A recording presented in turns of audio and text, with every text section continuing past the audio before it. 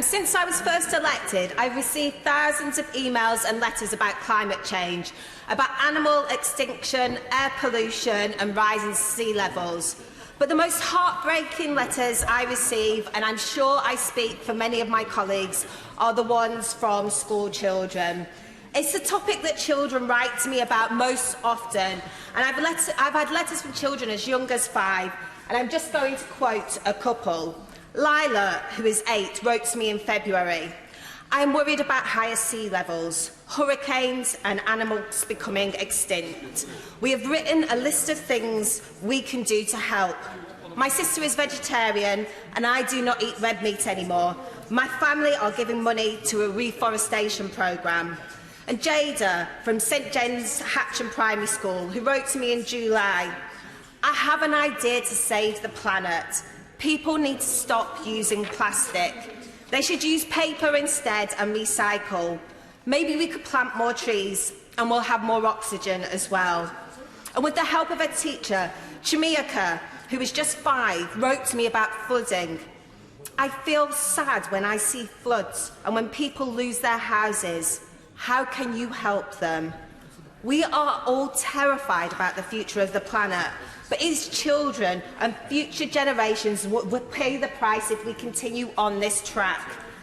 By the time the children writing to me have left school and are starting jobs or university, the UN is predicting that global warming will be close to reaching 1.5 degrees Celsius above pre-industrial levels. Extreme heat waves and floods will have become widespread, wildfires will be more common, fresh water availability will continue to fall, and droughts will have increased. By the time these children are my age, temperatures could have risen to 2 degrees.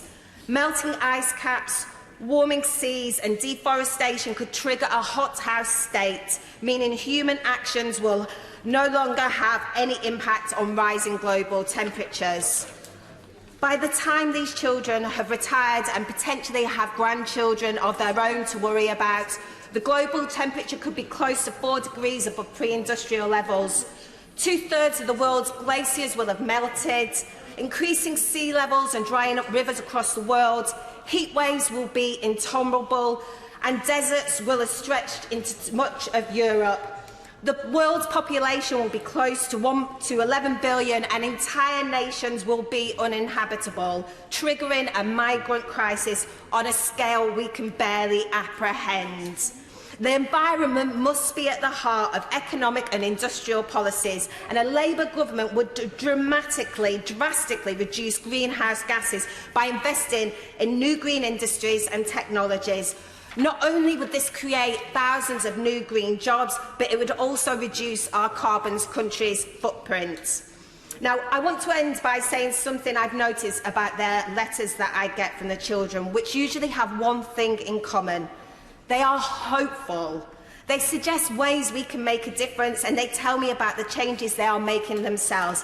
Eating less meat, recycling, planting trees.